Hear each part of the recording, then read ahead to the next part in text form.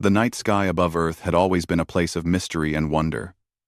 In the year 2087, humanity had finally reached far enough into space to touch the stars with their hands and minds.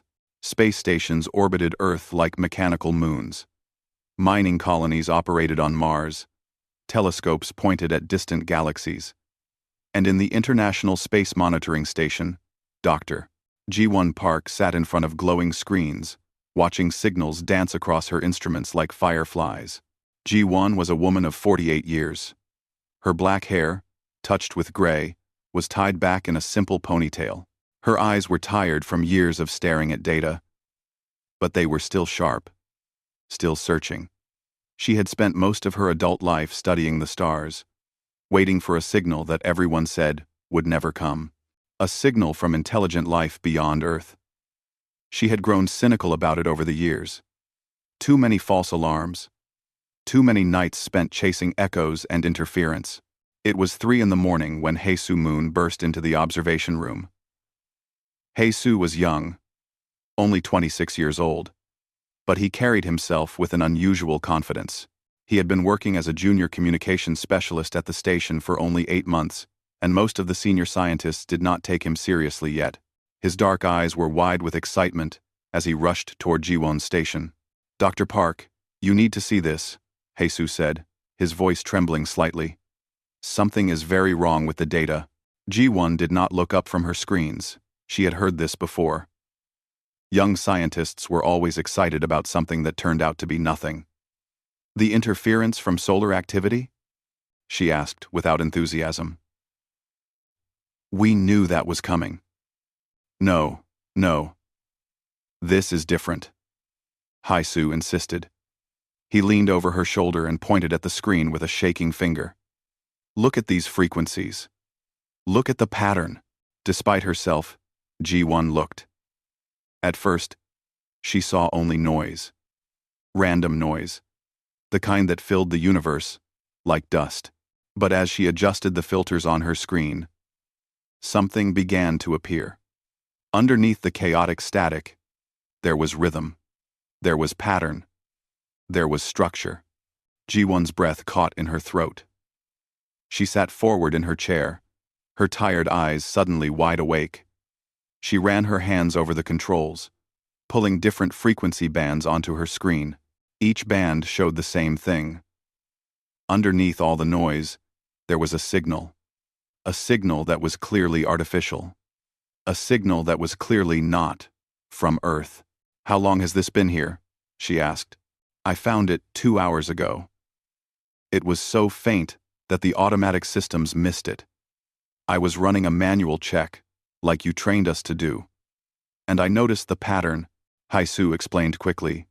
"I cleaned up the signal, and the pattern got clearer." "Dr. Park, this is not noise. This is a message." G1's hands moved over the controls without thinking. She had trained her whole life for this moment, and now that it was here, her body knew what to do. She isolated the signal further. She ran it through every filter and analysis program the station had. And with each step, the truth became more clear. The signal was coming from deep space. Very deep space. Beyond the range of any human spacecraft. The signal was weak, damaged by the long journey through space, broken into pieces like a shattered glass, but it was definitely there. And it was definitely calling for help. "We need to bring this to Captain Kim," G1 said, standing up so quickly that her chair rolled backward. "And we need to tell Director Lee immediately. This is..." She could not find words to finish the sentence. This was first contact. This was the moment that would change everything. Within an hour, the director of the station, military leaders, and scientists from around the world were connected through secure communication lines. The signal was played for them, cleaned up as much as possible. Some of them believed it immediately. Others were skeptical. Some thought it was just a natural phenomenon they did not understand. But then Captain Teo Kim spoke up. He was a tall man, in his 50s, with the bearing of someone who had served in the military for his entire life. His face was weathered, and his eyes were hard. He had learned long ago not to believe things easily. "If this is real," Captain Kim said slowly, "then something is very wrong. A signal this strong from this far away means something catastrophic has happened. This is not a greeting. This is a distress call." The room went quiet. This was the thing they all understood, but had not wanted to say out loud. A man named Dr. Sion Tae-yoon, who worked for the Ministry of Science, leaned forward. "Even if this is a real signal, even if it is a distress call, we do not know what is calling for help. We do not know if we can help them. We do not even know if they are friendly. Sending a ship could be suicide. Not sending a ship could mean we let an entire civilization die," Hae Soo-moon said. Everyone turned to look at him. He was only a junior specialist. He should have been quiet, but he continued anyway. "We can understand the signal. There are star charts in it. There are coordinates. And there is something else. There is sadness in it. Desperation. If we can hear that, then we should be able to go to them." Ji-won felt pride for the young man. He had courage. He had vision. But she knew the world did not always reward those things. Captain Kim nodded slowly. "The boy is right. We should send a ship, a small one, just to look. A reconnaissance mission. We can prepare them for anything we might find." It took 6 more hours of debate. It took votes and discussions and arguments between countries. But finally, the decision was made. Earth would respond to this signal. Earth would send help to a stranger in the dark. A small crew would be assembled. The fastest ship available would be prepared. And within 1 month, they would launch toward the source of the signal. Ji-won Park was named as the remote scientific advisor for the mission. She would stay at the space station and guide the crew through the journey. Hae Soo-moon would go with them, and Captain Tae-oh Kim would command the mission personally. That night, as Ji-won sat alone in the observation room, she looked up at the stars. Somewhere out there, someone was calling for help. Someone had sent a message to the universe and hoped someone would answer. And humanity had answered. They had answered the wrong planet, perhaps. But maybe that would turn out to be exactly right. The Taeguk Explorer was a beautiful ship. She was small compared to other space vessels, built for speed and efficiency rather than comfort. Her hull was silver and blue, the colors of the Korean flag she was named after. She could carry a crew of 10 people, and she had been designed to travel farther and faster than any human ship before her.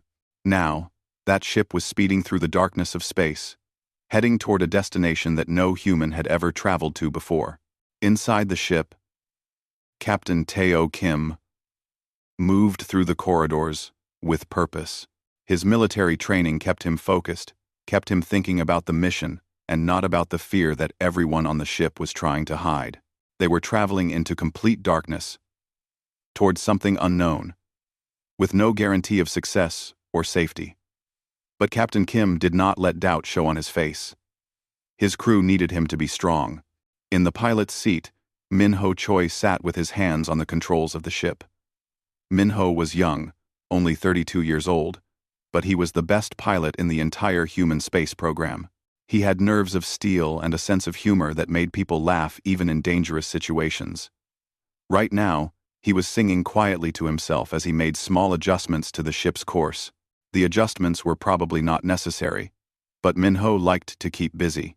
"Stop singing, Choi," Dr. Yejin Han called from across the cabin. "You are making me nervous." Yejin was the medical officer and biologist on the mission.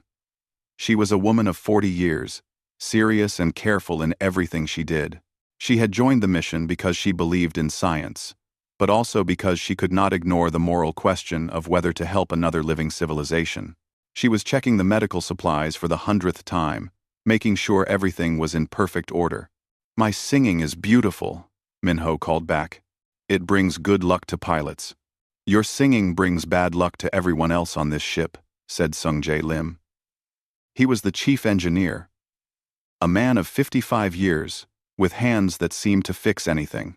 He was currently lying under a control panel, repairing something that had broken 3 days into the mission, and we have enough problems without needing bad luck added to them.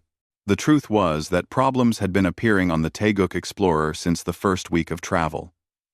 An oxygen recycling system had needed repair. The water purification unit had started leaking.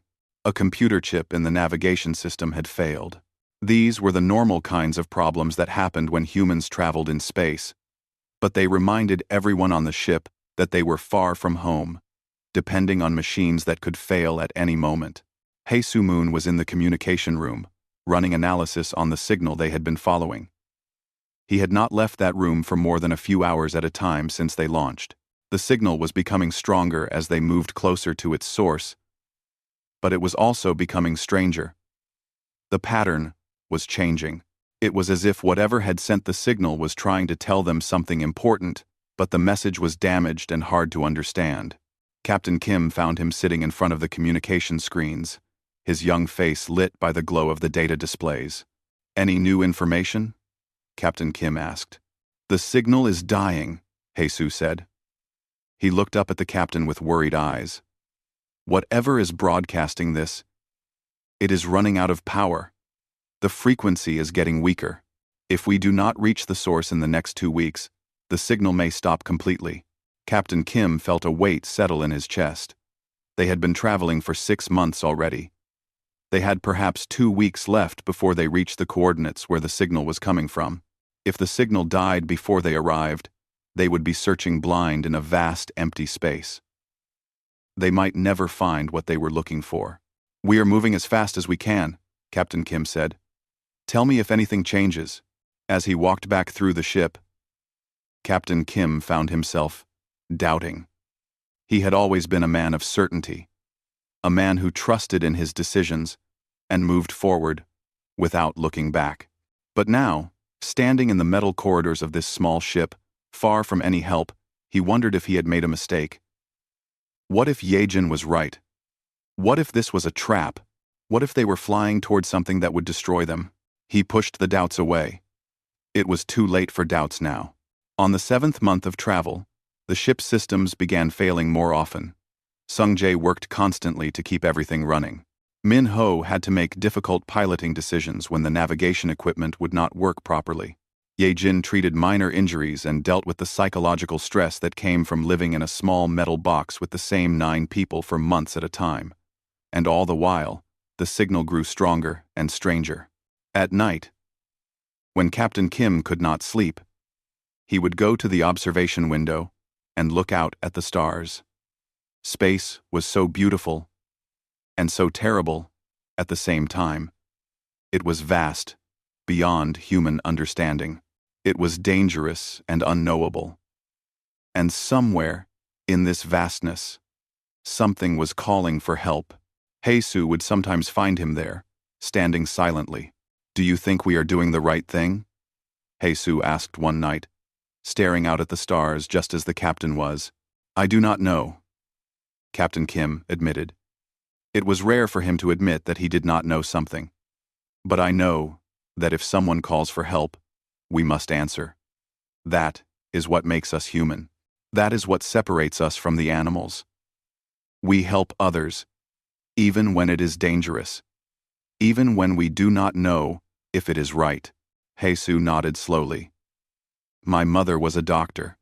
She used to say that you cannot save everyone, but you must try to save everyone. Otherwise, what is the point of being alive?" After 8 months of travel, they detected something large on their scanners. It appeared on the screens slowly, as if they were waking up a sleeping giant. The object was massive, far larger than anything human technology could build. It was the size of a small city, hanging in the darkness of space like a ghost. "What is that?" Min-ho breathed, his voice small and awed. "A ship," Ye-jin said. "It must be a ship, but how? It is so large. It is called a generation ship." Dr. Ji-won Park's voice came through the communication system from Earth. "A ship built to carry an entire civilization across space. We read about them in theory, but I never thought we would actually find one." "Is anyone alive in there?" Captain Kim asked.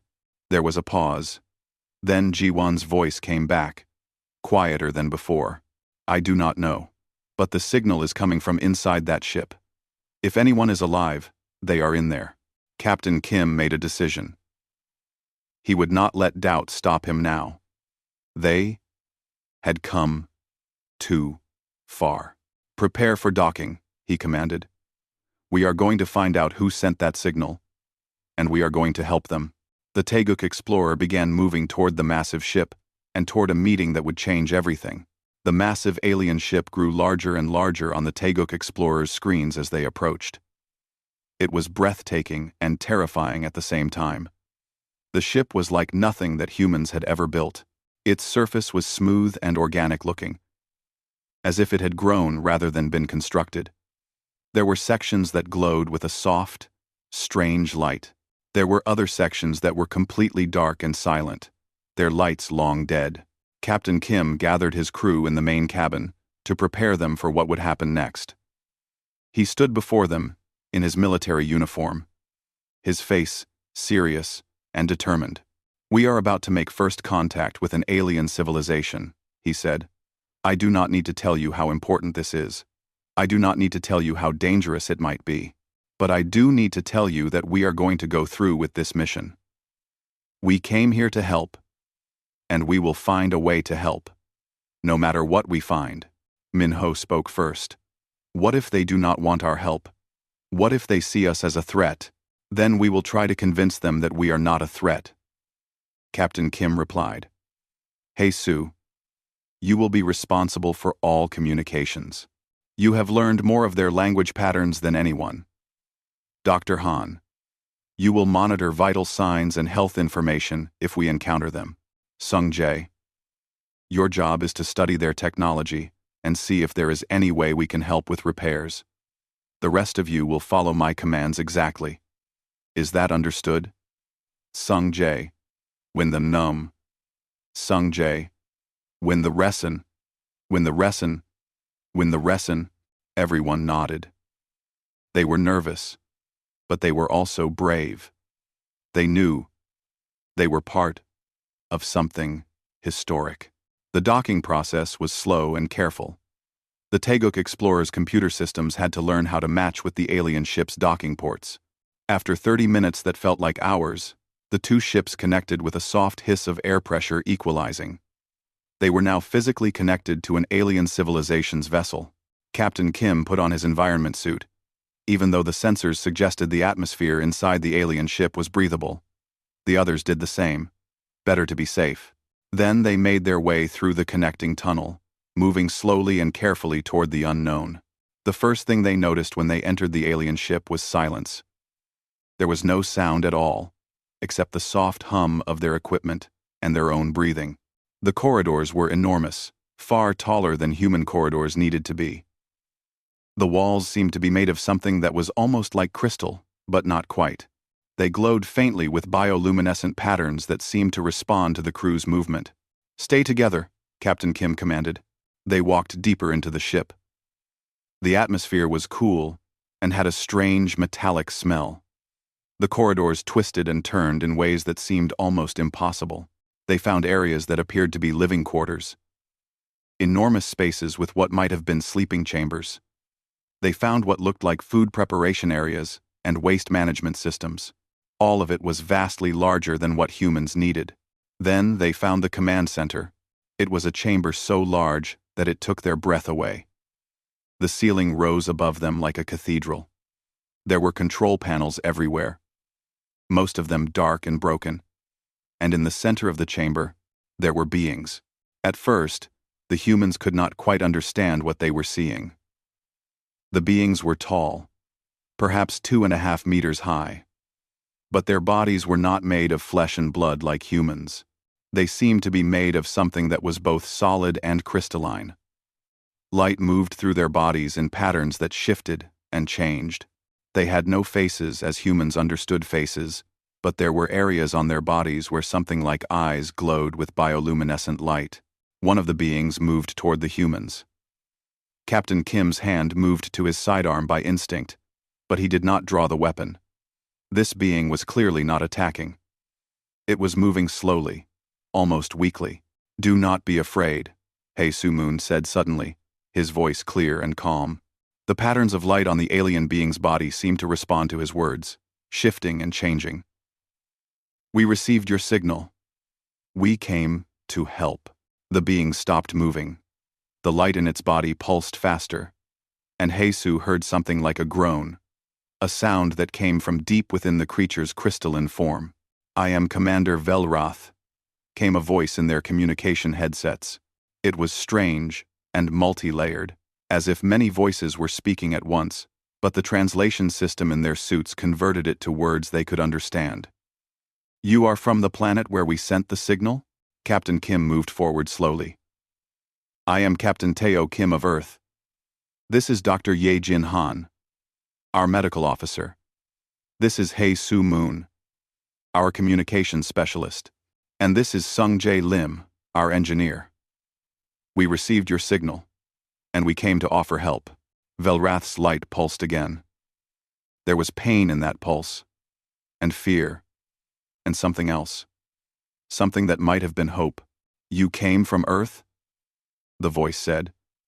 "We did not send our signal to Earth. We sent it to the Crystalline Federation of Zarthon. You must have received it by accident." "We did," He-Su confirmed. "The signal found us, and we knew it was a call for help, so we answered." For a long moment, there was silence.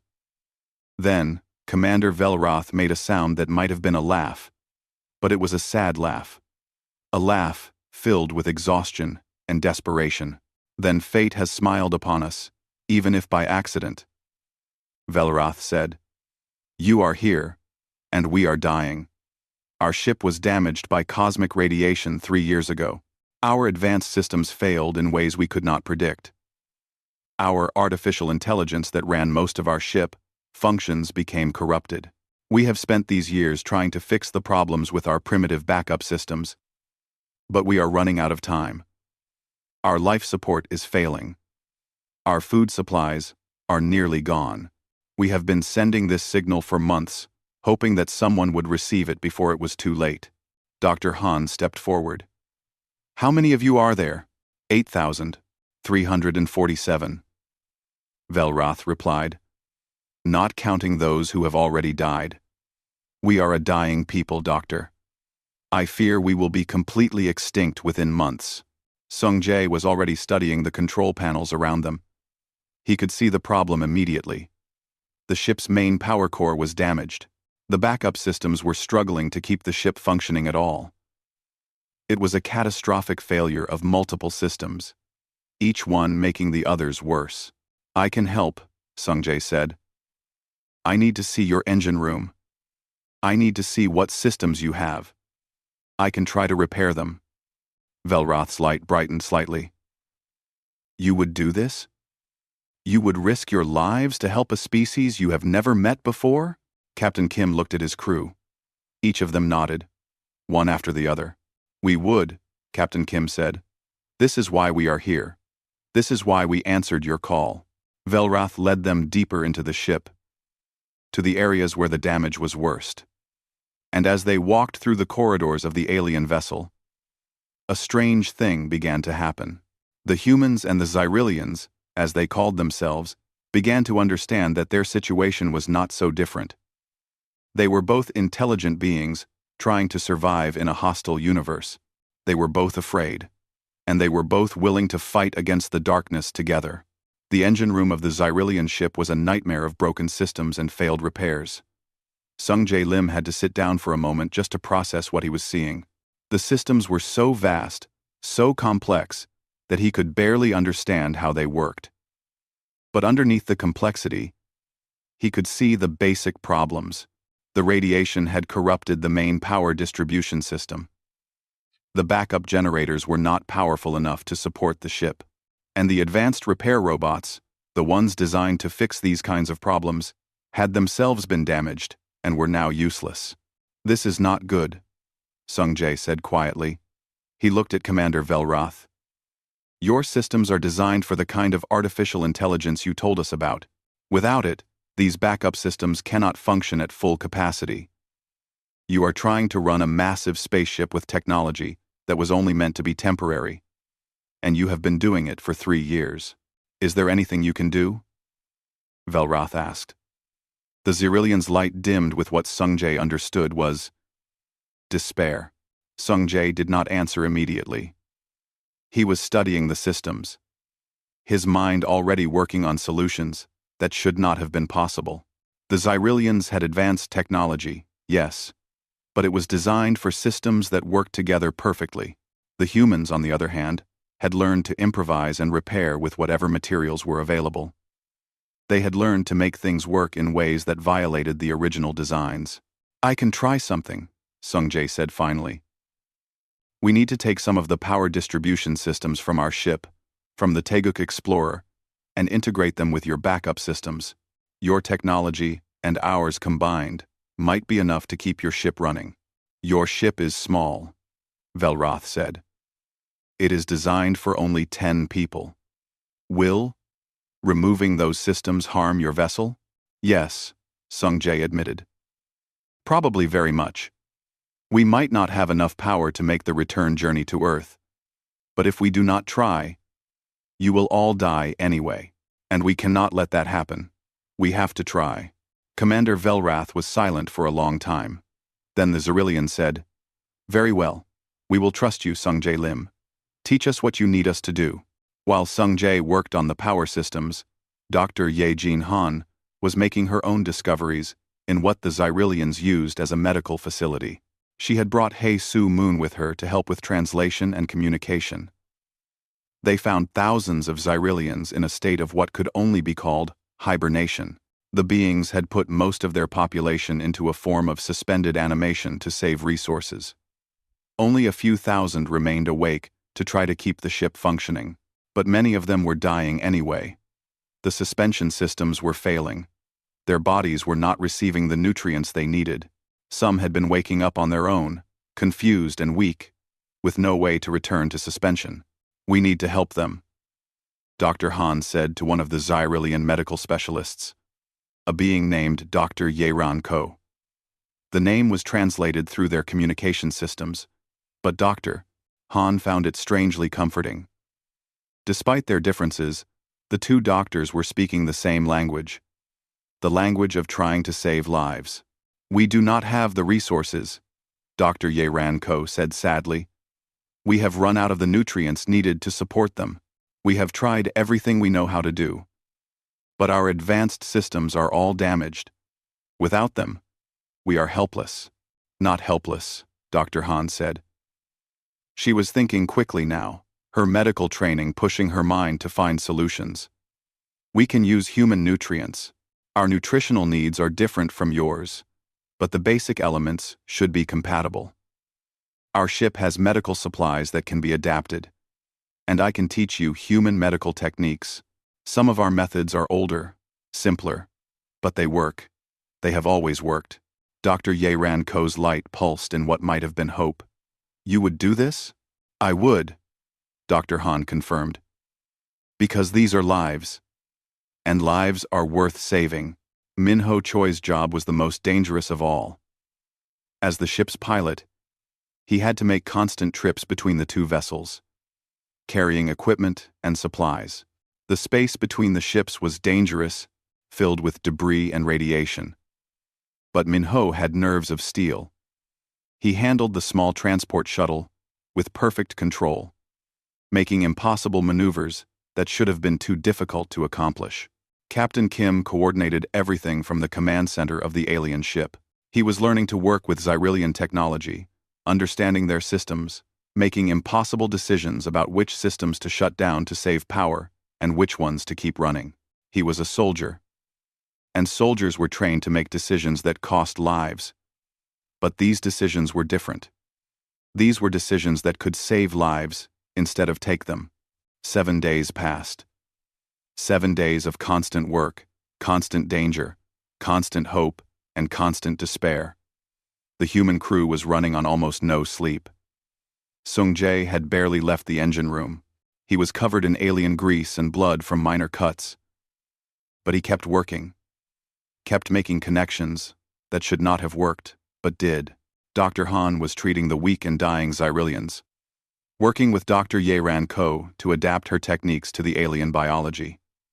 The two doctors became a team, understanding each other, with barely any words. They were both trying to save lives, and that was a language that transcended the differences between species. On the 8th day, Sung Jae made the final connection.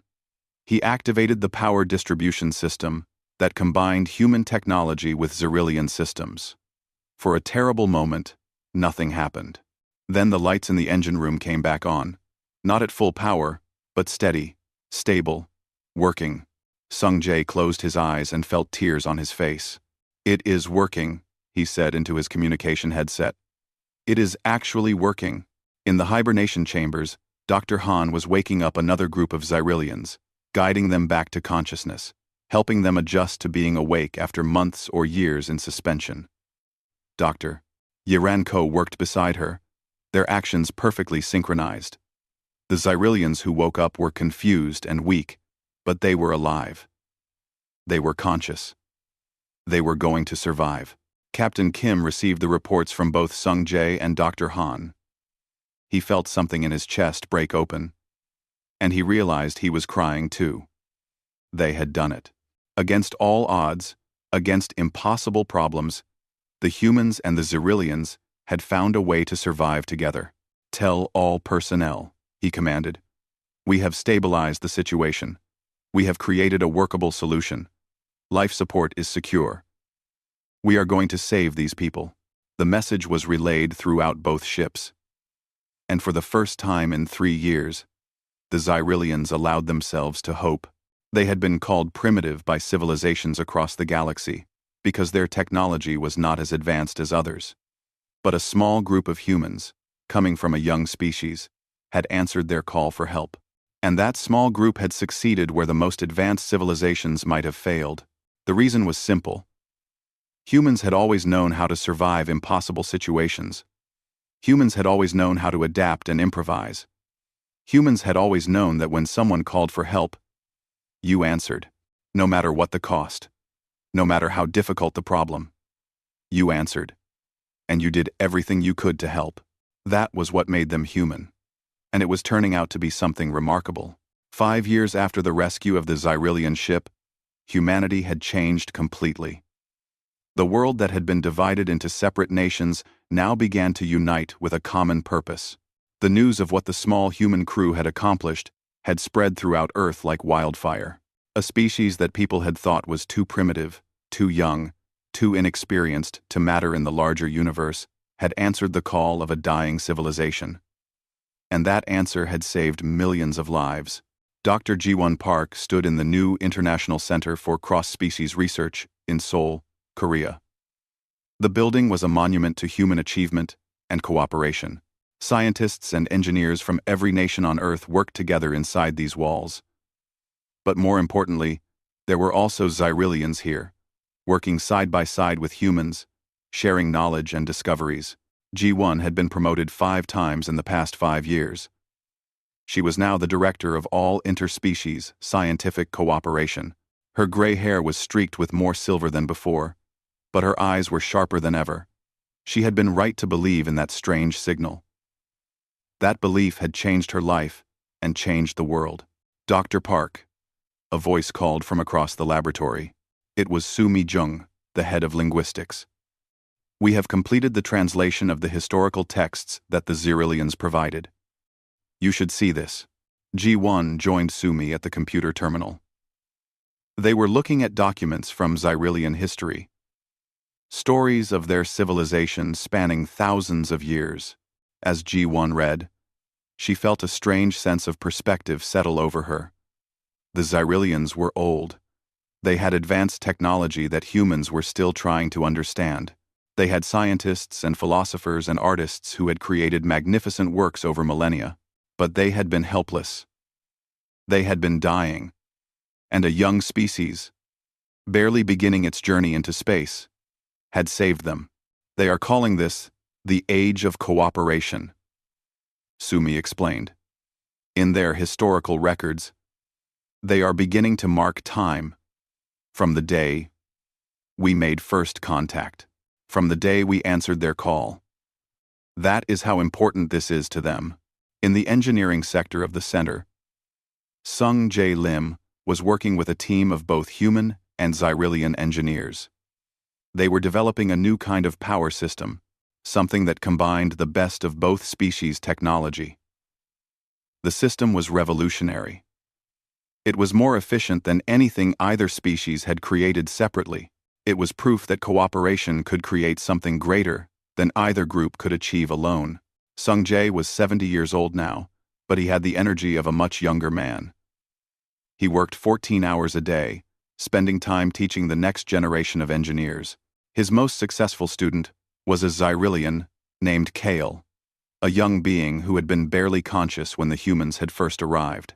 Kale had learned human engineering techniques and was now inventing improvements to both human and Xyrillian designs. The power efficiency has increased by 40% since last month, Kale said to Sung Jae, showing him the data on a screen. If we can solve the problem with the crystal resonance frequency, we could increase it another 20%. Sung Jae smiled. This was what he had hoped for. Not just survival, but growth. Not just coexistence, but genuine collaboration that made both species better. In the medical sector, Dr. Ye Jin-han and Dr. Ye Ran-ko had become famous throughout the galaxy. Their partnership had created a new field of medicine called interspecies biology. They had discovered that despite the vast differences between human and Xyrillian physiology, there were fundamental principles of life that were universal. A heart was a heart, whether it was made of flesh or crystal. Pain was pain. Healing was healing. Together, they had trained dozens of doctors from both species. They had established clinics on multiple worlds. They had written papers that were being studied in universities across the known galaxy. But more importantly, they had become friends. They had breakfast together every morning and discussed cases late into the evening. They had transcended the differences between their species through the universal language of trying to save lives. Captain Teo Kim had been named the first human ambassador to the Galactic Alliance. He no longer wore a military uniform. Instead, he wore the formal dress of an ambassador, representing not just Korea or Earth, but all of humanity. He had made contact with 17 different alien civilizations. He had negotiated peace agreements and trade treaties. He had spoken at the inaugural meeting of the Galactic Alliance about the importance of cooperation and mutual respect. "We are not the most advanced species in this galaxy," Captain Kim had told the assembled alien delegations. "We are not the oldest, or the wisest, or the most powerful, but we have something that many of you may have forgotten. We have the will to help strangers. We have the capacity to sacrifice for others. We have the courage to answer when someone calls for help, even when that help is difficult and dangerous. These things are what make us worthy to stand among you as equals." Hai-Su Moon had become the director of the Institute for Cross-Planetary Communication. He was now 31 years old and had trained hundreds of translators. His work had made it possible for different species to understand each other, not just in words, but in meaning and intention. He had married another translator named Min-Soo Park, and they had a daughter who was learning to speak in 5 different languages before she was even 2 years old. The Xyrillian ship, the massive generation vessel that had been dying when the humans arrived, was now being repaired with a combination of human and Xyrillian technology. The repairs were proceeding faster than anyone had expected. Within another 2 years, the ship would be fully functional again. The Xyrillians would be able to continue their journey across the galaxy, but now they would not be traveling alone. They had established a partnership with humanity that would last for generations to come. On the surface of Earth, in a grand hall in Geneva, the first unified world government was established. For thousands of years, humans had been divided by borders and nationalism and suspicion, but the knowledge that they were not alone in the universe, that there were other species who respected human achievement, had united them in a way that nothing else could have done. Min-Ho Choi, the pilot who had made impossible journeys between the 2 ships, was now chief of the Joint Exploration Division. He was commanding a fleet of 12 ships all staffed by both human and Xyrillian crew members. They were exploring unknown space, discovering new worlds and new possibilities. Every mission taught them something new about the universe and about each other. One evening, the entire leadership of the Human Xyrillian Cooperation Project gathered in Seoul to celebrate 5 years of success. Dr. Park, Captain Kim, Sung Jae, Dr. Han, Minho, Hae-soo, and many others sat around a table, sharing food and conversation. They were exhausted and happy, proud of what they had accomplished but knowing that their work was far from over. "Do you remember," Dr. Park said, speaking to the group, "that first night when Hae-soo brought me the signal? Do you remember thinking that this could not possibly be real?" "I remember thinking we were all going to die," Minho said, and everyone laughed. "I remember thinking that we were going to fail," Sung-jae added, "that the problems were too big, the systems too different, the situation too desperate. But we did not fail," Captain Kim said. He raised his glass, and everyone raised theirs as well. "We answered the call. We did the impossible. And we changed the course of history, not just for Earth, but for multiple civilizations. We changed it because we believed in helping others," Hae-soo said quietly. "Because when someone calls for help, we answer. That is what makes us human." As they sat together, looking out at the lights of Seoul, at the place where humans and Xyrillians were building a shared future, they realized that their journey had only just begun. There were more civilizations to meet, more problems to solve, more impossible odds to overcome. But they had learned something important. They had learned that when humans worked together, when they combined their creativity with their compassion, when they refused to accept defeat, there was almost nothing they could not accomplish. That signal that had been sent to the wrong planet had turned out to be sent to exactly the right planet. And humanity had answered that call with courage and hope and the unbreakable determination to help others, no matter what the cost.